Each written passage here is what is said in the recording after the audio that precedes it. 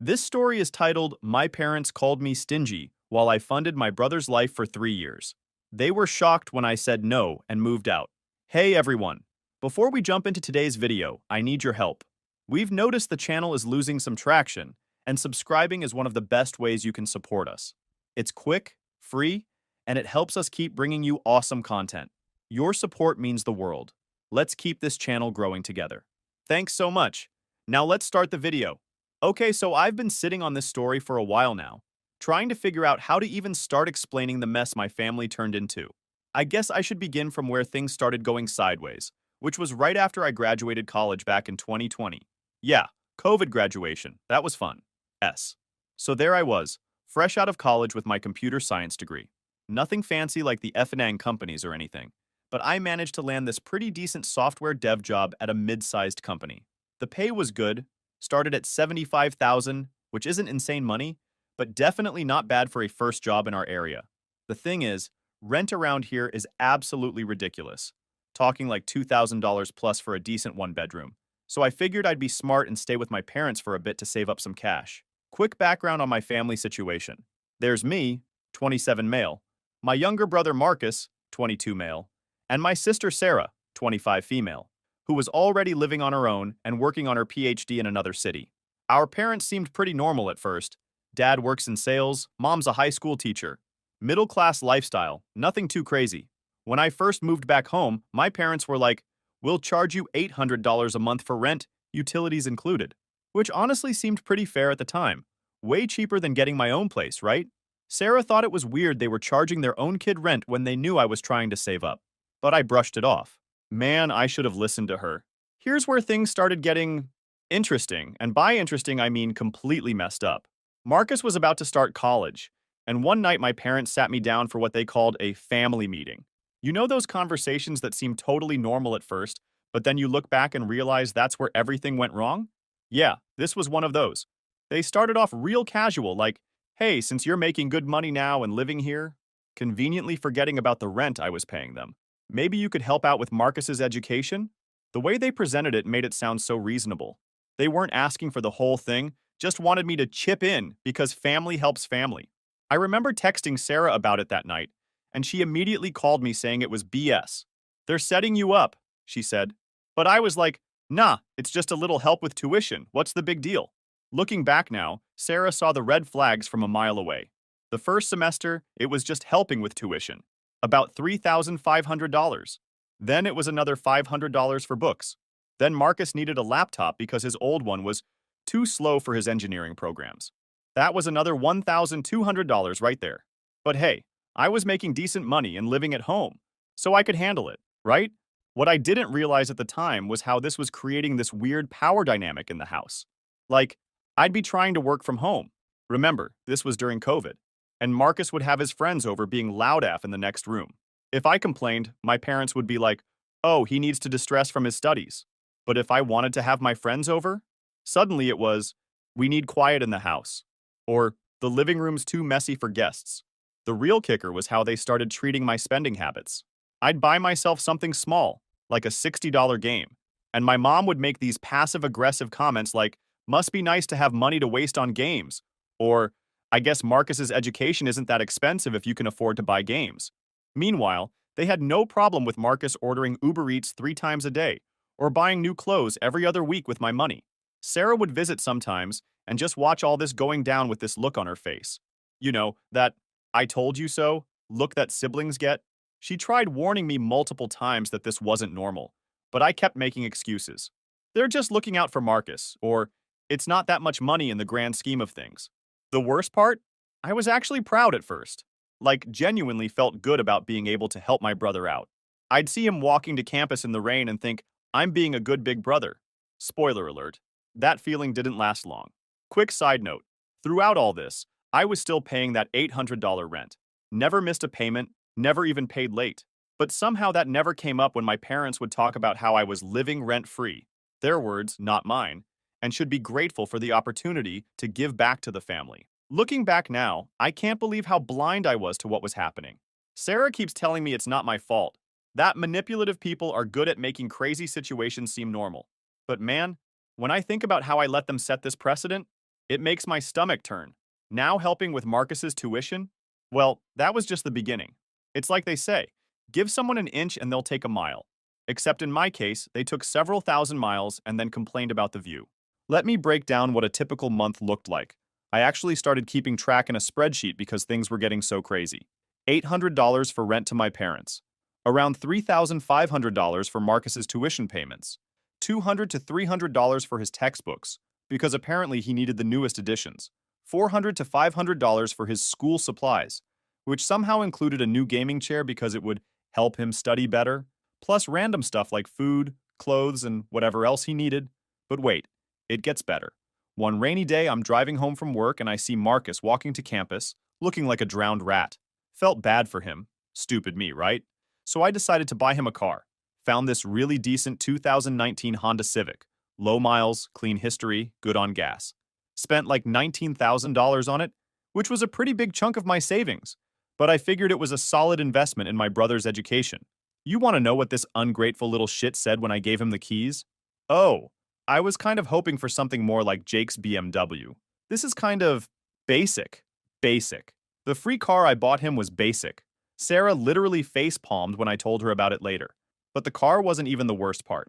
My parents apparently saw me buying Marcus a car as some kind of sign that I was secretly swimming in money. Next thing I know, Mom's washing machine breaks down. Instead of getting it fixed or buying a reasonable replacement, she starts dropping hints about this fancy Samsung model that's on sale for only $1,200. And because I'm still trying to be a good son, I buy it for her. You'd think she'd be grateful, right? Nah. 2 weeks later, she's complaining that her friend Helen has the model with the steam function, and how that would have been so much better for Dad's dress shirts. Then she starts having issues with her iPhone 11, and suddenly needs the iPhone 14 Pro because all her teacher friends have one. Another $1,000 down the drain. Not to be outdone, Dad starts talking about this Weber grill he's been eyeing. $1,200 later, he uses it twice, and then complains it's not the exact model he wanted. The old grill was working fine, BTW. He just wanted the fancy one to show off to the neighbors. Meanwhile, I'm driving my 2015 Toyota Corolla, which runs perfectly fine, thank you very much, wearing clothes from Target and getting called Stingy because I don't want to go on their fancy family vacation to Hawaii. Like, hello? I'm paying for 2 households at this point. The absolute cherry on top? One day, I overhear my mom on the phone with my aunt, talking about how concerned she is about my spending habits. According to her, I was throwing money away on stupid stuff instead of investing in my future. The stupid stuff? My $15 a month gym membership and occasionally ordering pizza. I wish I was making this up. Sarah would visit every few weeks and just watch this circus with this mix of horror and fascination. She tried talking to our parents about it once, pointing out how they never asked her for money. She's in graduate school and barely making ends meet. You know what they said? Well, your brother makes good money. He can afford to help the family. Help the family. Right. Because apparently dropping $40,000 plus in less than 2 years wasn't enough help. The money wasn't even the worst part, though. It was the attitude that came with it. Marcus started acting like my personal investment was his birthright. He'd literally text me stuff like, need $50 for dinner with friends? No please, no thank you. Not even a question mark. Just straight up telling me to send money. And my parents? They enabled this BS completely. Anytime I'd try to say no or suggest maybe Marcus could get a part-time job, they'd hit me with the family helps family guilt trip. Or my personal favorite, we didn't raise you to be selfish. Pretty rich coming from people who were basically treating their own son like a walking wallet.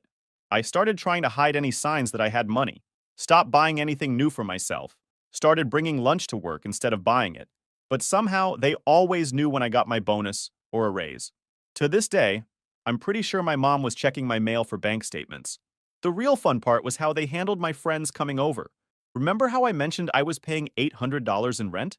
Well, apparently that didn't give me the right to have friends over. Every time I tried to have people over, there was some excuse. The house is too messy. We need quiet. We're having a family night. But Marcus? This kid could have the entire engineering department over until 3 a.m., and my parents would just smile and say, boys will be boys. Now I'm going to tell you about the moment everything changed. It wasn't some big dramatic showdown like you see in movies. Actually, it was something so small and stupid that it's almost funny. It was a regular Tuesday evening. I just finished a 10-hour workday, because apparently being the family ATM meant I needed to pick up extra projects for more money, and Marcus comes barging into my room. Didn't knock or anything. Personal space wasn't really a thing in our house anymore. He needed money for books. Again. This was like the third time that semester, which made zero sense because who needs that many books halfway through a term? But whatever, I was used to it by this point. What got me wasn't the request, it was his attitude. This kid literally rolls his eyes at me and goes, "Why do I always have to ask? Can't you just, set up automatic transfers or something?"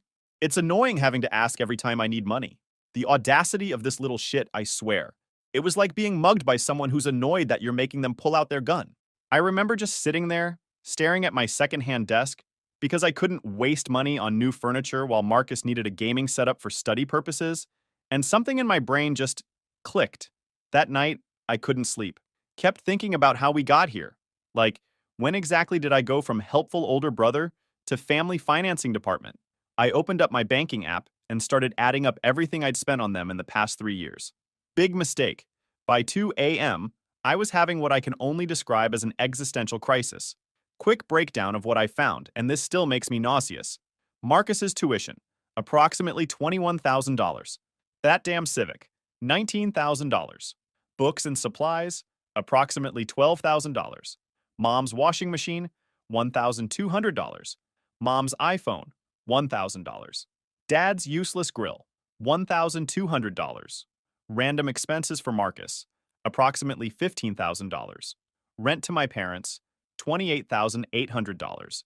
800 times 36 months. Total, around $99,200, nearly $100,000. And that's just what I could track through my bank statements. Doesn't include all the cash I handed out, or the small stuff I stopped keeping receipts for. I felt sick, like physically ill. Went to the bathroom and actually threw up. Then, because I clearly hate myself, I opened Reddit and started typing out this crazy long post about everything. Didn't expect much. Maybe a few people telling me I was an idiot. They wouldn't be wrong. The response fucking floored me. Within an hour, my inbox was exploding. But it was one comment that hit me like a truck. "Why do you set yourself on fire to keep others warm?" That line broke something in me. I started reading more comments, and it was like everyone could see what I couldn't. Your parents are financially abusing you. They're using you as a retirement plan and a college fund. Your brother sees you as an ATM because that's how your parents taught him to see you. They charge you rent and make you pay for everything? That's messed up. Sarah called me at like 3 a.m. Because of course she was reading the Reddit post. She follows my account to keep tabs on my sanity, as she puts it. She was like, "Finally! I've been trying to tell you this for 3 years." The next day at work was weird. I kept thinking about all the comments. People sharing similar stories, talking about how they broke free, how much better their lives got once they set boundaries. It was like a fog lifting, you know? Then my mom texts me, "Marcus needs new winter tires for the Civic. The dealership quoted $800. Handle it this weekend, please." Not, "Can you help?" Or "Would you be able to?" Just handle it, like I was her employee or something. I didn't respond, which was apparently unacceptable because an hour later, my dad calls. "Your mother texted you about the tires." Not a question, not a greeting, just straight to what they needed from me. "I saw it," I said. "Well, are you going to take care of it?" And that's when I said something I'd never said before. "No." The silence on the other end was deafening. Then, "What do you mean, no?" "It's your brother's safety we're talking about. It's not my car anymore. I gave it to him. His car, his tires, his problem." He started going off about family responsibility and how selfish I was being. Called me ungrateful. Reminded me how I was living in their house, conveniently forgetting the $800 a month rent again. I hung up. Just clicked the red button mid-rant. Then I opened my laptop and started apartment hunting. Not in our city, though. I was looking at places in different states. Because at that point, I knew I needed to get far away, or nothing would ever change. That night, I got another urgent text from Marcus about needing money for some group project supplies. I ignored it. Mom called twice. Ignored those too. Dad left a voicemail about how disappointed he was. Deleted it without listening. Sarah sent me a simple text. "Proud of you, bro. About damn time." So after my Reddit-induced awakening and saying no for the first time ever, things at home got weird af. Like, passive-aggressive Olympics level weird. Mom would sigh loudly whenever I walked past her. Dad would watch me like I'd committed some horrible crime. Marcus was doing this thing where he'd talk about me while I was in the room, saying stuff like, "Some people don't care about family," to his friends on the phone. Real mature, right? Sarah had driven down to visit that weekend. She later admitted she came because she sensed shit was about to go down. Sister's intuition is scary sometimes. Saturday night, Mom made this big family dinner. Her signature pot roast, mashed potatoes, the whole 9 yards. Looking back, I should have known something was up, because she only makes the full spread when she wants something. We're all sitting there, this weird tension in the air, when Dad decides to drop the bomb. So, Marcus needs new tires for the Civic, plus his laptop's acting up. Probably need about $2,000 total to take care of everything. He says this super casually, like he's commenting on the weather or something. But I'd already said no to the tires thing now. They were trying to sneak it back in with the laptop as a bonus. Classic them. I put down my fork, still regret not finishing that potato. Mom's cooking is literally the only thing I miss. And said, actually, I'm not paying for any of that. Not the tires, not the laptop, not anything else. You know in movies when someone drops a glass and everything goes quiet? It was like that. Except nobody dropped anything. They all just froze. Marcus's fork was literally halfway to his mouth, piece of pot roast just hanging there. Mom tried to laugh it off. Don't be silly, honey. Of course you're helping your brother. That's what family does. No, I said. That's what parents do. I'm not his parent. Dad's face went through like 5 different colors. Now listen here, he started. But I wasn't done. No, you listen. I've paid for everything for 3 years. Everything. His tuition, his car, his clothes, his fucking gaming chair that was supposedly for studying. And what do I get? Complaints that the car isn't fancy enough. Eye rolls when he asks for money. Comments about how stingy I am while I'm dropping 100 grand on this family. Sarah was sitting there with this little smile on her face. Like she'd been waiting for this moment her whole life. Mom started doing her thing where she fake cries to make people feel guilty. But I was on a roll. Oh, and let's not forget how I pay you $800 a month in rent, but you still act like I'm living here for free. Or how about the washing machine I bought you that's not as good as Helen's? The iPhone that was needed, but apparently isn't good enough? Dad's precious grill that he used twice? Marcus decided this was his moment to chime in. You're such an asshole. You make all this money and act like helping your family is some huge burden. It's your duty as my brother. I actually laughed, like full-on laughed in his face. My duty? Was it your duty to be grateful? To say thank you? To maybe take care of the car I bought you? Because if we're talking about duty, you failed spectacularly at yours. We gave you a home. Mom was full-on crying now. We let you live here.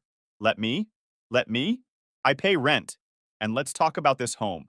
My friends aren't allowed over because the house needs to be quiet. But Marcus can have a fucking frat party at 3 a.m.? I can't use the living room TV because Marcus needs it for studying. Since when does Fortnite count as studying? Dad slammed his hand on the table. That's enough! We're family. Family helps each other. Your mother and I have sacrificed everything for you kids. Sacrificed? Sarah finally spoke up. You've been using him as your personal bank. You don't even ask me for money because you know I'd tell you to shove it. You found your golden goose and milked him dry. That's when I dropped the real bomb. I'm moving out. Not just out of this house. I'm leaving the state. Already signed a lease, already got a job lined up. I'm done. The chaos that followed? Man. Mom started wailing about how I was abandoning the family. Dad was yelling about respect and family duty. Marcus was calling me every name in the book. Sarah was yelling back at them, defending me. I just sat there, weirdly calm. I'm leaving in 2 weeks. Marcus, the Civic is paid off and in your name. Do whatever you want with it. Mom, Dad, my last rent payment will be prorated for the days I'm here. After that, you're on your own. You can't do this to us. Mom was practically hyperventilating. What about Marcus's education? What about it? He's your son. Figure it out. I got up and walked out of the dining room. Behind me, I could hear Marcus yelling, "You're dead to me!" Real original, bro. Mom sobbing dramatically, and Dad saying something about ungrateful children. Sarah followed me upstairs. Holy shit, she said.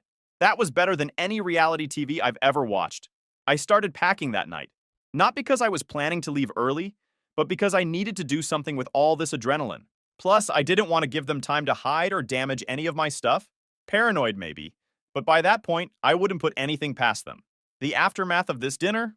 Well, that's a whole other story. Let's just say the next 2 weeks were what I imagined living in a passive-aggressive war zone would feel like. Now let me tell you about the 2 weeks of psychological warfare that followed. You know how in movies when someone's about to leave a toxic situation and everything goes smoothly? Yeah, that's not how real life works. At all. The morning after the dinner, I woke up to 37 missed calls and about 100 text messages. Some highlights. Mom, How could you do this to your family? Dad, you're making your mother cry. Marcus, fuck you and your stupid Civic. Aunt Karen, who wasn't even at dinner. Your mother is devastated.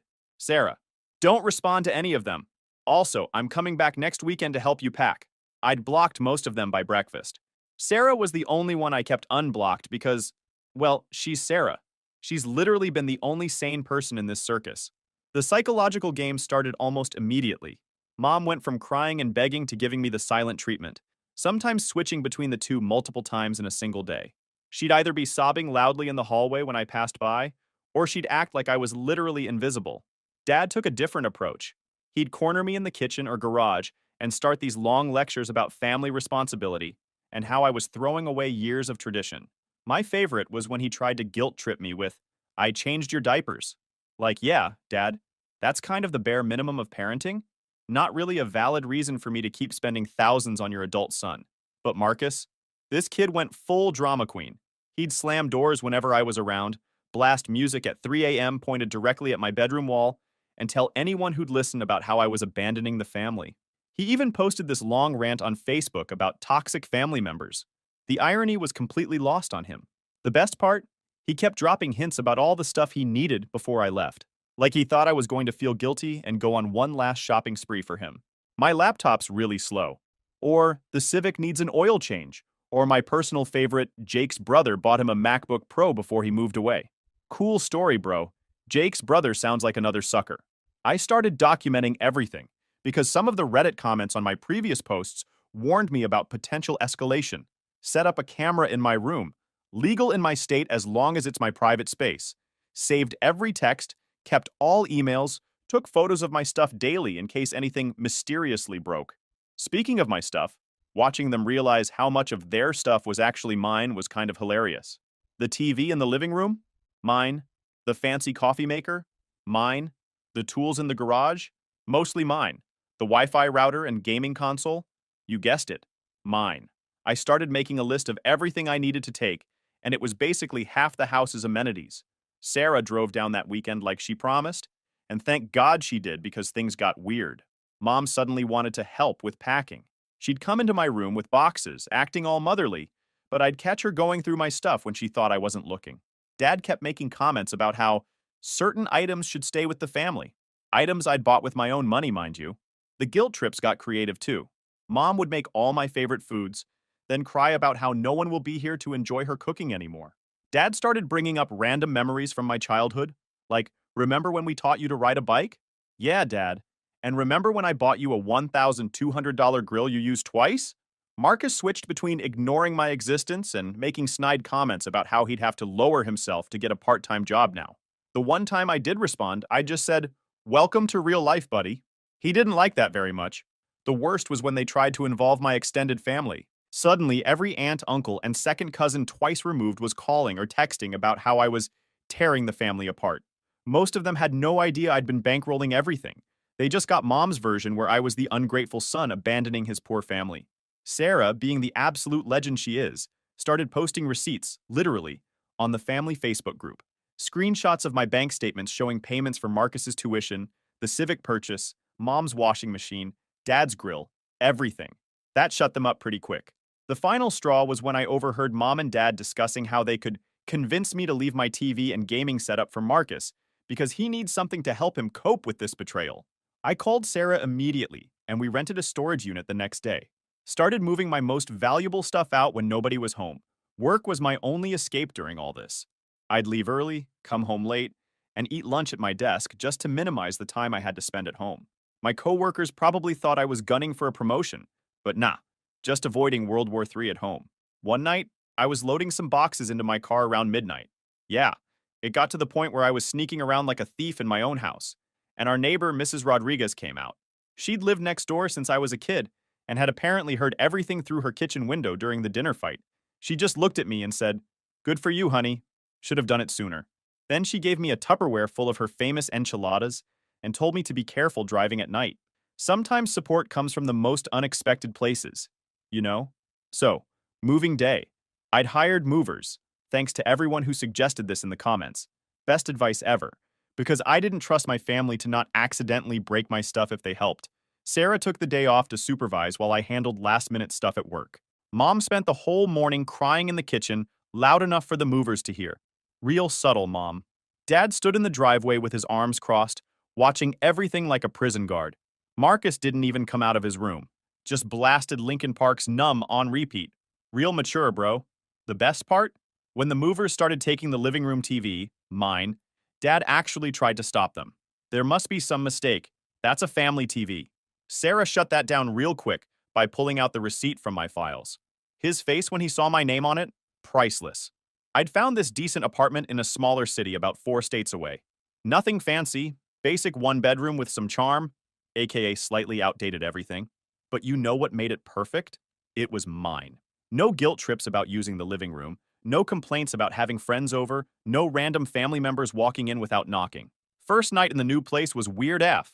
Like, really weird. I'm laying there on my mattress, still hadn't set up the bed frame, and it's just quiet. No Marcus's gaming rage at 2 a.m., no mom's passive-aggressive sighing, no dad's late-night lectures about family duty. Just silence. I actually had trouble sleeping because it was too peaceful. Then the silence extended to my phone. Total radio silence from the family, like complete communication blackout. Even the flying monkeys, aka the extended family, stopped messaging. Sarah told me Mom had made this big dramatic post on Facebook about respecting privacy during this difficult family time. Translation: she was embarrassed that people knew they'd been mooching off me. Sarah kept me updated on the family situation. She's the only one I still talk to regularly. Apparently, things got real interesting after I left. Marcus had to get a part-time job at Starbucks because gas bills exist. Mom had to start bringing lunch to work instead of eating out every day. Dad's fancy grill mysteriously stopped working, probably because he never bothered to learn how to maintain it properly. The Civic needed repairs, and Marcus had to pay for them himself. The horror. But the best part? They started treating Sarah differently. Remember how they never asked her for money because she was still studying? Well, suddenly they started dropping hints about her helping the family. She shut that down so fast it probably broke the sound barrier. Sorry, she told them, but I learned from watching what you did to my brother. Mic drop. About a month in, I got my first actual mail from them. A birthday card from Mom. Inside was this long, guilt-trippy letter about how much they missed me and how hard things were without me. Not one word of apology, mind you. Just lots of, we're struggling, and family should stick together, and Marcus is having such a hard time. I pinned it to my fridge as a reminder of why I left. Next to it, I put a screenshot of my bank account showing actual savings for the first time in years. The weirdest adjustment wasn't the new city or the job, or even the silence from my family. It was learning to spend money on myself without feeling guilty. First time I bought something just because I wanted it, a decent coffee maker, I actually felt anxious, like I was waiting for someone to burst in and tell me I was being selfish. Sarah visited about 2 months after I moved. She took one look at my apartment, with its mismatched thrift store furniture and half-unpacked boxes, and said, "You look happier than I've seen you in years." She was right. Even with the IKEA furniture I had to build myself, BTW, whoever wrote those instructions is definitely a sadist, the slightly wonky shower pressure, and the neighbor who practiced saxophone at weird hours, I was actually happy. Final update. Here we are at the final update of this saga. Thanks for sticking with me through all this. Writing it out has been weirdly therapeutic. Quick recap. Left my financially abusive family, moved states away, and started living my best life. But life has a funny way of throwing curveballs at you when you least expect them. So there I was, 3 months into my new life, actually doing pretty great. Had a solid routine going. Work was good, apartment was feeling like home, finally figured out that damn IKEA bed frame, and I'd even started dating someone from my hiking group. Turns out being financially stable makes you more confident. Who knew? Then one random Tuesday, I get this email from Marcus. Not gonna lie, my first instinct was to delete it. Sarah had told me he'd been having a rough time adjusting to actually having to work for stuff. Welcome to real life, buddy. But I figured it was just another attempt to guilt trip me. But curiosity got the better of me, and Sarah convinced me to at least read it. So I opened it. Y'all, it was actually an apology. Like, a real one. Turns out, after I left, my parents started pressuring him to step up and help the family. Sound familiar? They expected him to get a job to help with bills while still maintaining his grades. And suddenly he understood exactly what they'd been doing to me. Some quotes from his email. I get it now. I'm sorry I was such an entitled little shit. They tried to make me pay for the internet bill and I nearly lost it. Can't believe you handled this for 3 years. That Civic you bought me? Actually, a really good car. Sorry I was ungrateful. The best part? He got a job at Starbucks and started doing DoorDash on weekends to cover his expenses. Said it was a real wake-up call about the value of money. He even mentioned he was planning to move out himself as soon as he saved enough. I didn't respond right away.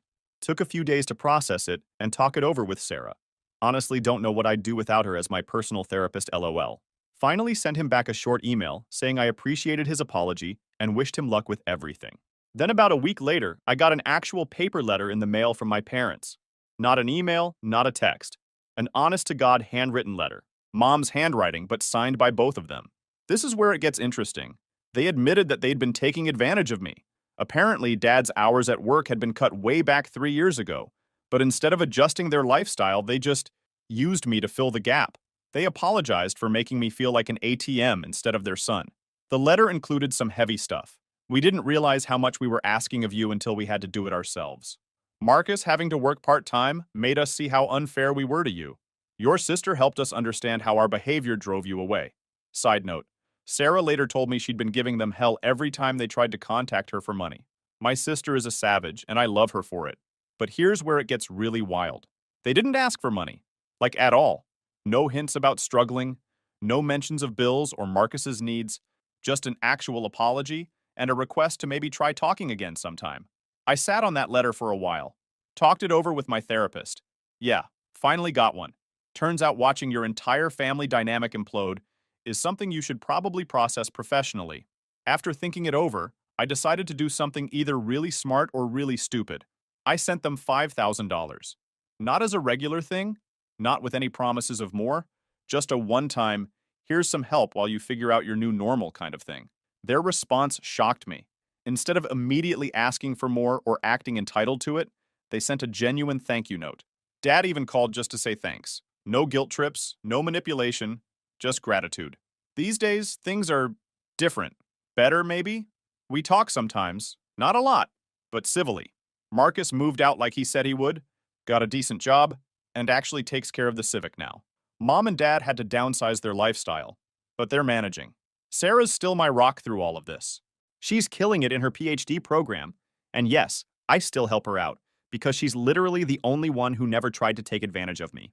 She keeps insisting on paying me back, even though I tell her not to, and sends me detailed spreadsheets of her expenses because she's a nerdy goddess like that. As for me, life's pretty good. Got another promotion at work, started seriously dating that girl from the hiking group. She thinks my family drama would make a great movie, lol. And finally bought myself a nice TV without feeling guilty about it. The whole experience taught me something important. Sometimes the hardest boundaries to set are with the people closest to you. But once you set them, man, life gets so much better. Looking back, I don't regret leaving. Was it hard? Yeah. Did it hurt? Absolutely. But it was necessary. Not just for me, but for all of us. Sometimes you have to blow everything up to build something better. Also, random update. Marcus finally figured out how to change his own oil. Small victories, right? Edit. Holy shit, this blew up way more than my original posts. Thanks for all the awards and support throughout this whole saga. Edit 2. Since people keep asking, yes, Sarah's still awesome. She's writing her dissertation now, and no, I won't stop helping her, because she's literally the only one who saw this BS for what it was from day one. Edit 3. For those invested in my IKEA journey, I finally got rid of that cursed bed frame and bought a real one. My back thanks you for all the advice.